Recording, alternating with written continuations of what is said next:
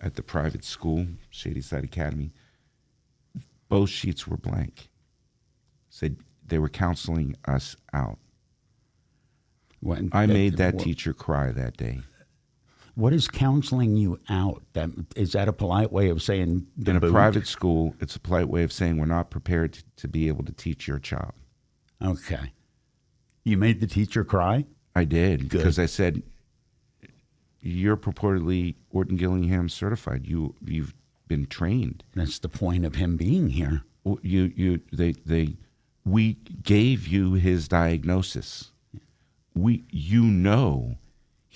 He has a gap in his ability to phonically decode, read, and write with fluency and comprehension. How dare you put two sheets in front of me? He's working harder than he ever has anybody else. Now, we did move him.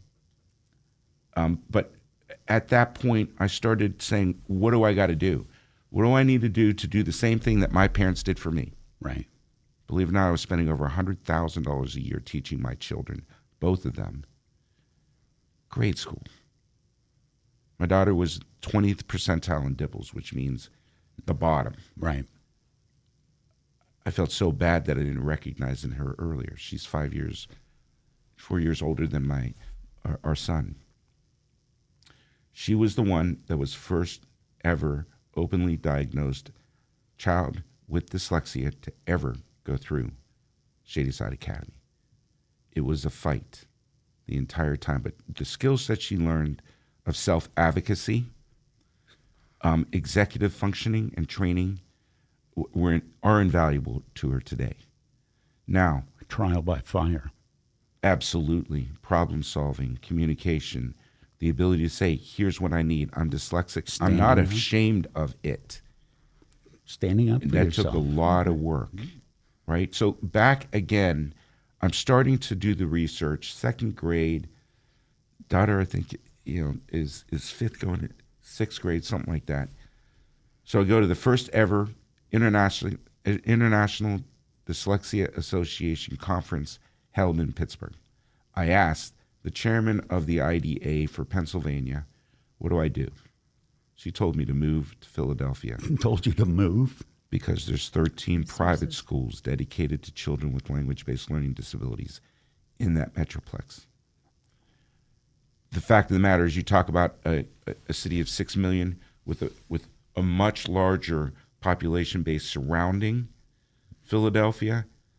The 0.5% of the population that could afford at that time $35,000 a year average tuition, right, justified the 13 schools. In Western Pennsylvania, at the time, the median income, when I started doing the research, that we need a school in Western Pennsylvania for children for kiddos like my children, but most people can't afford that kind of money. The reality is that the median income at that time was $44,000 a year. So 3/4 of that median income would be gone.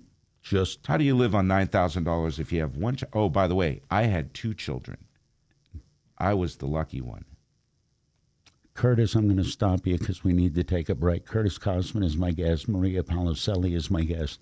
And we're talking about the Provident Charter School West, and that will continue. It's about dyslexia, and I've got plenty more questions. We'll do that after this. Here is a question that is very easy to answer. Would you rather be sold something or get professional help and advice that ultimately leads to a strategy that best suits your needs? Tom Young at First Consultants Inc. in Beaver has a unique approach that has won over the trust of even the most skeptical clients. Everybody that's selling is looking for a profit. I focus on creating strategies that are in the client's best interest. Ask yourself this: what have you got to lose? The answer might be a fortune. Get financial strategies instead of a pitch about a product. Visit firstconsultantsinc.com or be a part of Tom Young's live simulcast presentation on the third Tuesday of each month beginning at 9:10 a.m. on Beaver County Radio and Facebook Live. All advisory services are offered through PL Wealth LLC. PL Wealth is a federally registered investment advisor. PL Wealth is no way affiliated with First Consultants, Inc., nor is First Consultants, Inc. a registered investment advisor. In Beaver County, there are many great stories to tell. One such worthy story is that of the Drug-Free Community Support Program. Now in its 4th year of serving Aliquippa, the project has enjoyed great success through in-school interaction, education, raising awareness, and data analysis. The Drug-Free Community Support Program in Aliquippa has a mission to help local youth make better decisions regarding alcohol and drug use. For more information or to find out how you can get involved, visit Drug Free Aliquippa on Facebook. Tune in to Beaver County Radio, Sunday nights from 7 to 9 p.m. for Scott Paulson's Radio Stella. Radio Stella is presented by Fry Transportation and is all about the history of rock and roll. Scott is armed with thousands of songs and useless rock and roll trivia that he has put together to bring you 2 hours of jams every Sunday night that you may never forget. Radio Stella is also being brought to you in part by Pittsburgh Guitar. So tune in Radio Stella with Scott Paulson every Sunday night from 7 to 9 here on Beaver County Radio. Beaver County Radio's news source, 95.7 and 99.3 FM, along with 1230 WBVP, 1460 WMVA, and streaming at beavercountyradio.com. Here's Curtis Walsh. Good morning. We can expect scattered showers and thunderstorms today with a high near 80 degrees. We'll have a complete Beaver County radio weather forecast after this look at news. Beaver County Radio News correspondent Sandy Giordano reports in an effort to modernize inland navigation, Colonel Nicholas Moline, who is commander of the U.S. Army Corps of Engineers Pittsburgh District, spoke at last Friday's groundbreaking. He said the Montgomery Lock and Dam is the Ohio River's oldest and smallest navigation facility. A concrete hatch plant will be built on site. 400,000 tons of cement will be produced that will weigh 1.6 billion tons. New lock chambers will also be built. U.S. Senator Bob Casey told those in attendance that for over a decade the plan has been studied, and now there is a solid plan. President Joe Biden's bipartisan infrastructure law provides $857 million for constructing the new lock chamber at Montgomery Dam. $77 million is being provided for a new lock chamber at Emsworth Lock and Dam. The new large rock chamber on the Emsworth, DeShields, and Montgomery dams, built in the 1930s, will provide reliable, efficient, and sustainable navigation on the upper Ohio River. Ibrahim Mohammed, chief of construction for the Pittsburgh District, told Beaver County Radio, "This is an incredible waterway," referring to the Ohio River. A busy East Rochester Borough intersection will be safer thanks to new funding from the Pennsylvania Department of Transportation, State Representative Rob Matzey announced. Matzey said the funding will be used to upgrade signal equipment at Ohio River Boulevard and East Rochester-Monaca Bridge in East Rochester. Intersection collisions account for a high number of traffic deaths and injuries, Matzey said. "We can't control some factors like driver inattention, but we can do everything possible to make sure highly traveled areas are equipped with the latest safety devices." The funding is part of a statewide grant package awarded through the Pennsylvania Department of Transportation's Green Light Go program. PennDOT District 11 has announced bridge washing activities on I-376 in Brighton Township, and that will occur today and tomorrow, weather permitting. Bridge washing operations requiring a single-lane closure on I-376 will occur from 8 a.m. to 4 p.m. Monday and Tuesday between the Chippewa exit and the Brighton exit. Motorists should allow extra time if using the bridge. Authorities say 5 people, including an adolescent, were found dead after a house explosion in western PA that destroyed 3 structures and damaged at least a dozen others. Plum Borough Police Chief Lanny Conley said Sunday the bodies of 4 adults and 1 adolescent were recovered after the blast shortly before 10:30 a.m. Saturday. 3 people were taken to hospitals where 1 person remained in critical condition while the other 2 were released. 57 firefighters were treated at the scene for minor issues. The cause of the blast remains under investigation by the county fire marshal, but officials warn that it could take months or even years to determine the cause. United States Steel Corporation said Sunday that it rejected a $7.3 billion buyout proposal from rival Cleveland Cliffs and was reviewing strategic alternatives after receiving several unsolicited offers. Pittsburgh-based U.S. Steel said it rejected the offer because Cleveland Cliffs was pushing it to accept the terms without being allowed to conduct proper due diligence. Cleveland Cliffs said the value of the offer was $35 a share, a premium over U.S. Steel's closing stock price of $22.72 on Friday. Sandy Giordano reports Aldo Ledge was promoted to police chief of Center Township following the retirement of Barry Kramer last month. In an interview last week, Chief Ledge said it was his dream to become a police officer ever since he was a little kid. He served in Aliquippa in 1992 for over a year. He was raised in the city's Plan 7 neighborhood. He was a patrolman in Center Township for over 10 years before being promoted to sergeant and detective sergeant. He worked for the FBI for 5 years on their task force doing undercover work as well. He says he's honored to be in an administrative role and working with the manpower available and has a passion for serving the community. Here's the Beaver County forecast on 95.7 and 99.3 FM, along with 1230 WBVP, 1460 WMBA, and streaming at beavercountyradio.com. We can expect scattered showers and thunderstorms today with a high near 80 degrees. We'll have showers and a possible thunderstorm tonight going down to a low of 66. Isolated showers tomorrow with partly sunny skies and a high near 76. Partly sunny on Wednesday with a high of 78. Sunny skies Thursday with a high near 82. And mostly sunny on Friday with a high of 78 degrees. That's a look at the news for now. I'm Curtis Walsh on 99.3 FM, 95.7 FM, 1230 WBVP, 1460 WMBA, and streaming live around the world at beavercountyradio.com. Talk about what's happening in Beaver County or around the world on Teleforum. 724-843-1888. 724-774-1888. It's Teleforum with Eddie Crow. 74 degrees. The rain's not here yet. That's expected this afternoon. It's 24 minutes till 11. And I am talking with, it's so interesting to me from somebody else's perspective, the Provident Charter School West, which is about helping kids with dyslexia. Maria Paluselli is the CEO and Curtis Kossman is the president of the board. Been talking to them. All right. Is that what motivated you, Curtis, to start this? You looked, and it's an obscene amount of money to try and get the education, the special education that somebody with dyslexia can benefit from. Well, yeah. I mean, one, I'm dealing with the fact of having two children that are dyslexic. I'm fortunate that I have the resources. My family was able to afford to convince, for example, my daughter was doing 18 hours a week of additional tutoring and remediation. My son was more than that. I'll give you an example of his day in third or fourth or even fifth grade. He would go to school an hour early in the dark.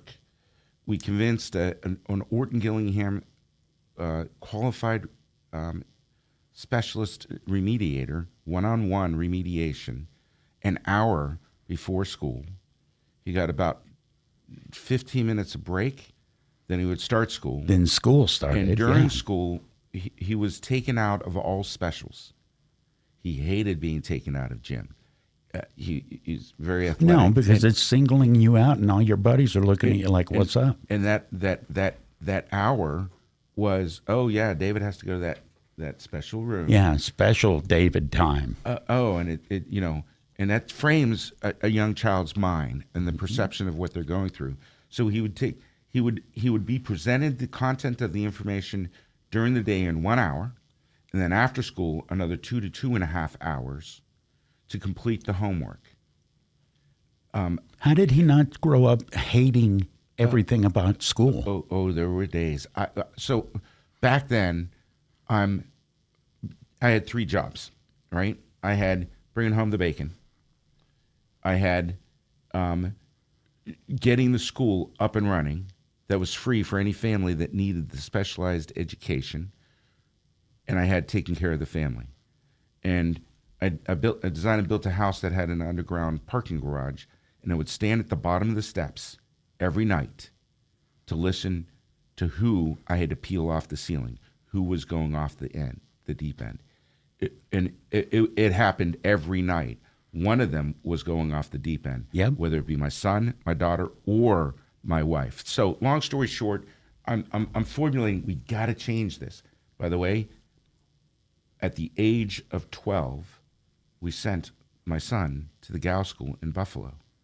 It is not normal to send a child that young away. No, that's British boarding school level stuff. Yeah, but he was breaking down almost every day. He was getting some of the best grades at the school, right? Again, another private school in Pittsburgh. He actually walked by his teacher who said, "Why does David need all this extra time? He somehow must be cheating." I found him in the corner one day in his bedroom, crying. "What's wrong, David?" Kid called me stupid. Mm-hmm. Not only the teachers, but the kids. He felt he was different. And he did everything to try and be, normal. When you're a kid, all you want to do is not be noticed. Right. Or just, move through. Have some more a measured order of success. So now I start talking about creating a charter school because we wanted to be free. We looked at the private school model. We even looked at how do we do an endowment for an approved private school where it was tuition free. You needed $60 million in the bank to live off the interest income. It wasn't going to work, but charters was. I started saying we need a school in Western Pennsylvania for these children. We need to make it free. 25 some people started showing up at organized focus groups and meetings. We broke into teams. We started researching. We started writing a curriculum. We brought in some of the best and brightest in the field to say, how did you do it? We looked at other schools around the country, and we started formulating a design that was holistic in nature. It took 6 years for us to get it open. And I remember the days when it was a fight because charter schools, even though they're free public schools, are considered by the public superintendents and public schools. The regulars. The regulars, right? Teaching to the norm, right? They view it for some reason as being a threat to them. We're a very specialized school, but we went through almost 2.5 years of court battles just for the right to exist, and we did. I was labeled a bulldog that would not give up because, keep in mind, my daughter's struggling through Shadyside Academy, stressed out to very high levels every day. My son is away from us, and we were in crisis no matter what, even though I was bringing a solution to the table. And I couldn't imagine one not having the money or the resources or the skill sets to make sure my children could read and write.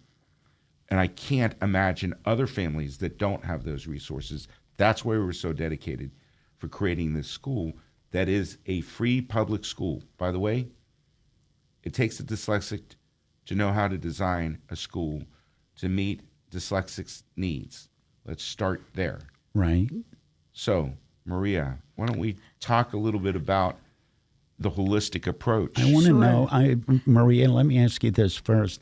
How did you get involved in this? Because I don't have a teaching certificate. I want to go and work for Provident. Well, I am a special education teacher by trade. And at the time that I met Curtis, I was the director of the Children's Dyslexia Center, which is an after-school tutorial and teacher training program in Ross Township, a little bit north of Pittsburgh. So the Masonic organization has a wonderful philanthropic effort.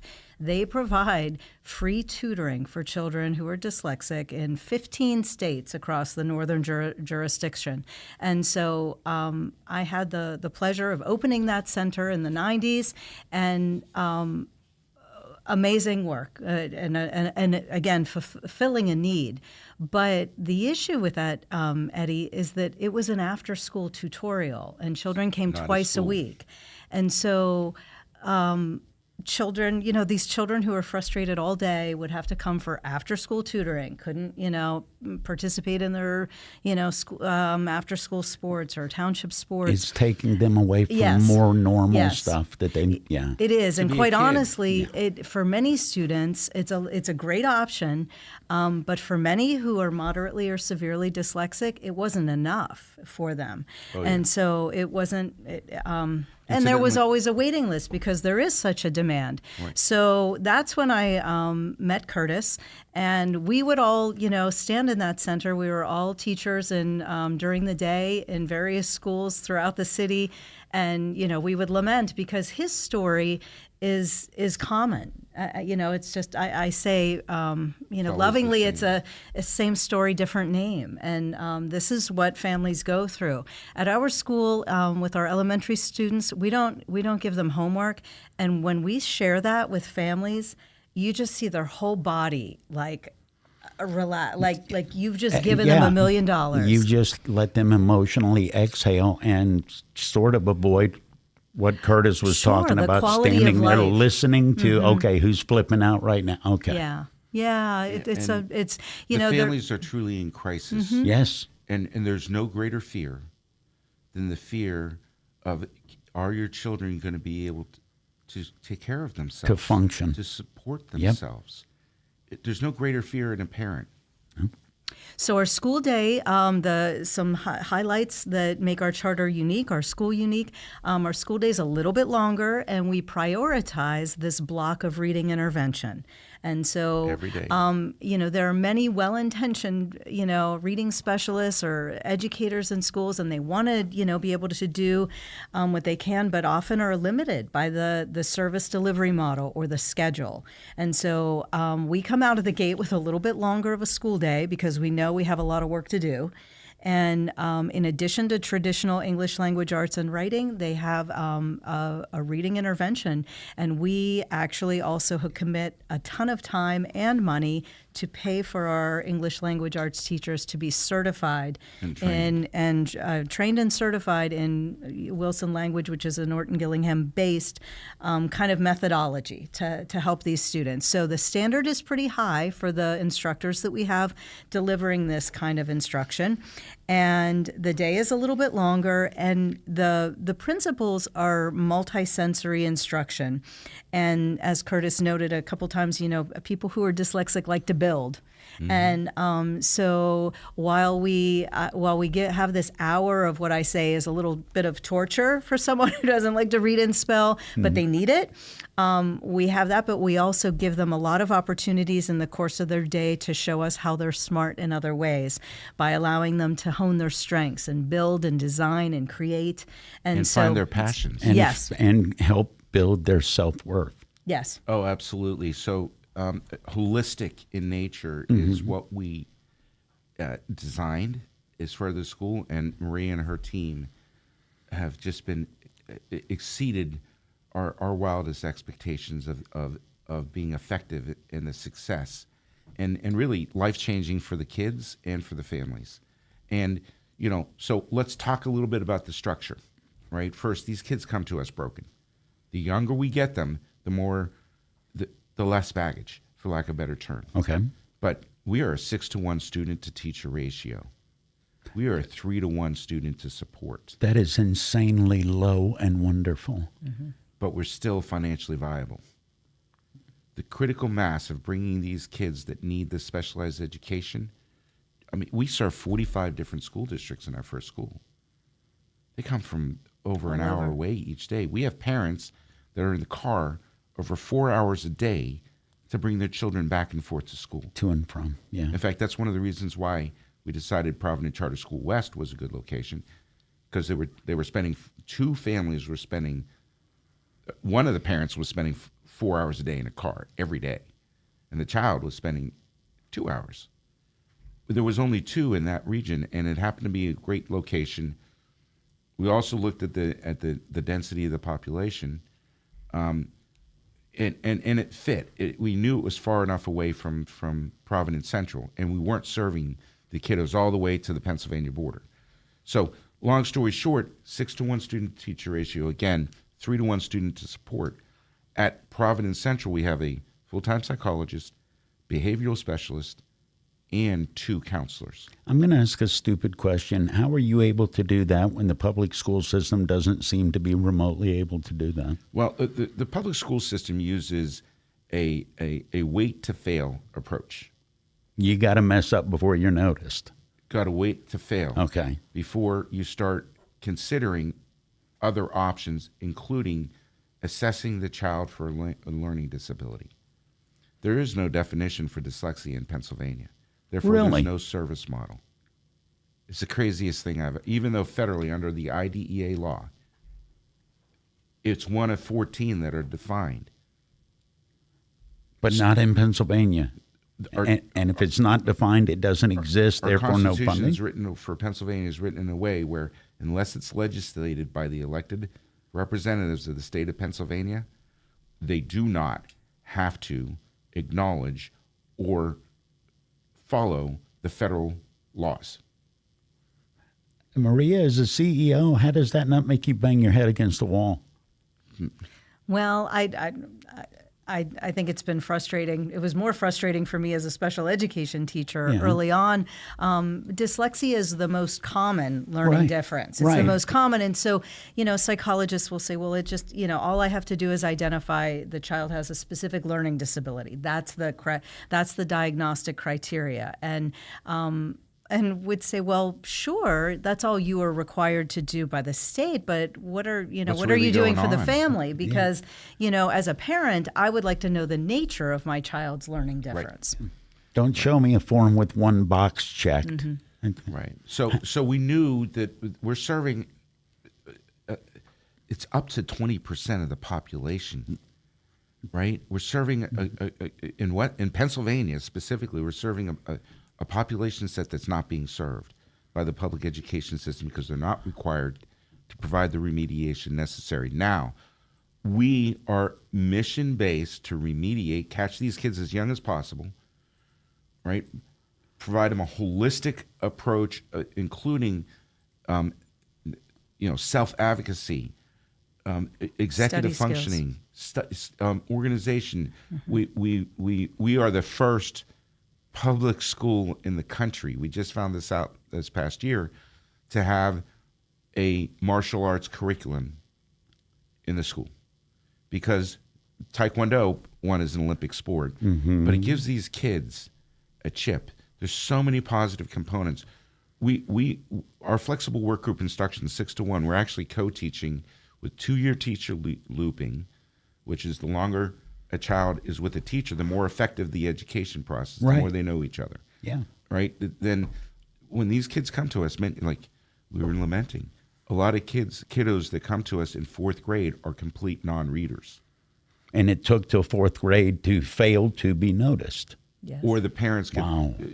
say we need another solution, right? So, but our mission is to remediate them, give them a toolbox of skills so they can be successful in a high school mainstream environment and beyond. Get them back to their old school. Absolutely. All right. Curtis Kossman and Maria Paluselli are my guests. We're talking about the Provident Charter School West. Maria, you've got, you're registering and taking admissions now, and there's an open house coming up, correct? Yes, there is. So there. I wish you guys would have existed when my daughter was about 7 I've had hundreds of phone calls with families. with that. Oh, yeah. Yeah. What's interesting is actually 2 of our enrolled kiddos at Provident Charter School West, the parents are moving to the state of Pennsylvania for the school. It's because it's incredibly important, and if it's about your kid, there's nothing you won't do. Absolutely. Talk about the open house, Sure. please. So tomorrow, August 15th, we will be at PCS West, which is 200 Quigley Lane in Baden from 5 to 7 p.m. in person at the building tomorrow, August 15th. On the 17th and the 22nd, we will be at the YMCA for a general information session from 6 to 7 p.m. That's the Beaver County YMCA in New Brighton on the 17th and 22nd. We will also be offering some virtual sessions, information sessions for families on the 24th and 31st of August.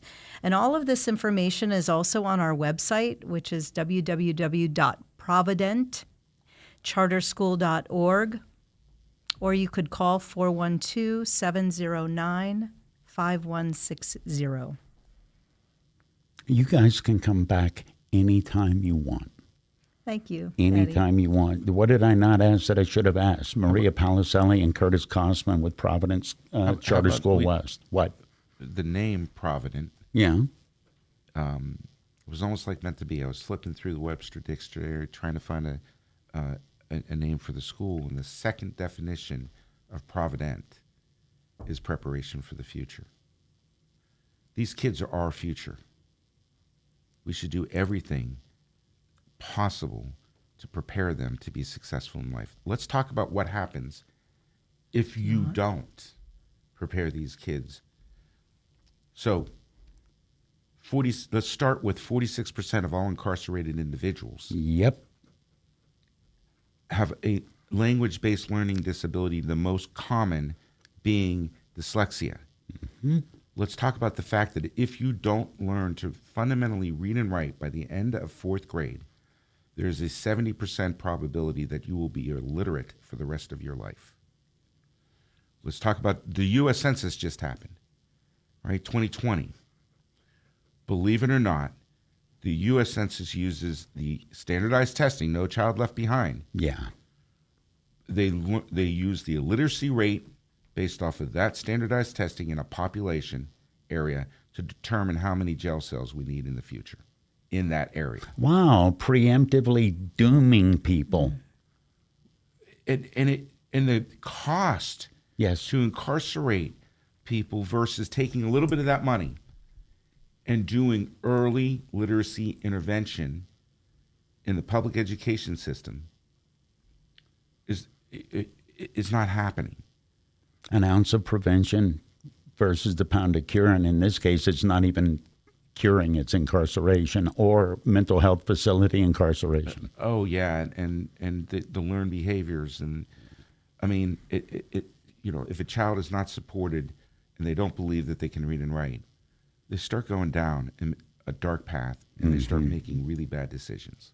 Hence, they get incarcerated many times. Curtis Kossman and Maria Paluselli have been my guests. It's Provident Charter School West. God bless what you guys are doing.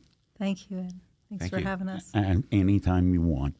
Anytime you want. Beaver County Radio and the Pennsylvania Hot Rod Company are teaming up to present Cruisin' on the Ridge, a series of car cruises during our 75th summer celebration that will be held the third Saturday of every month from 12 to 5 p.m. at the new Beaver County Radio Studios. The third cruise, featuring the music of Boss Stingrays, will be on August 19th at the new studio location of 4301 Dutch Ridge Road in Brighton Township. Beaver County Radio's Solid Gold Saturday host J.D. Merkel will also be spinning tunes in the parking lot. There will be food trucks, prize giveaways, raffles, and a 50-50. Cruisin' the Ridge is being brought to you by Patriot Home Care, Falcone's Moon Township Ford, Circle of Friends, Ambridge Italian Villa, Friendly Federal Credit Union, J&J Spratt Funeral Home, Town Square Restaurant, The Standard Restaurant, T.L. Ferguson Building and Landscaping Supply, Beaver Valley Auto Mall, LaBelle Bridal, Junction Auto, Fisher's Foodland, Al's Corner and Koppel, Wags on 3rd, J. Young Refuse, Dylan McCandless King Coulter and Graham LLC, the Pennsylvania Hot Rod Company, and Beaver County Radio. Does someone you know struggle to read? If so, there's tuition-free local help available. The Provident Charter School West at the former Quigley High School in Baden is helping students in grades 1st through 4th. Provident Charter School West teaches students with dyslexia so they can go back to their hometown schools and learn alongside their friends. Provident Charter School West is a tuition-free brick-and-mortar school for children in grades 1st through 4th who are below grade level in reading. For more information, go to providentcharterschool.org.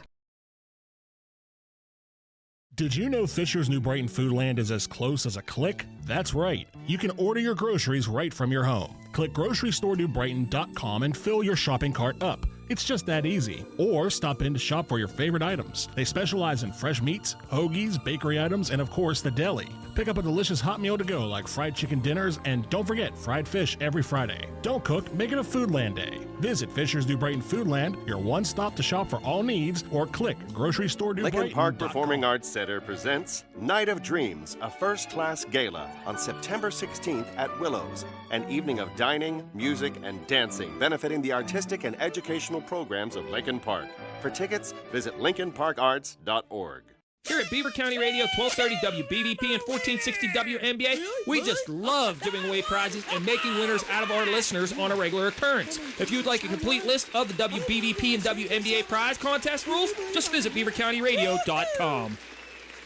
I found the perfect place for mom, the Village at St. Barnabas. Luxury condo-style living with activities, restaurants, a hair salon, and she can bring her dog Lucky. Discover the Village at St. Barnabas. Call 724-444-5568 or visit stbarnabascommunities.com for a tour. You're listening to 95.7 FM, 99.3 FM, presented by St. Barnabas, in addition to 1230 WBVP Beaver Falls and 1460 WMBA Ambridge.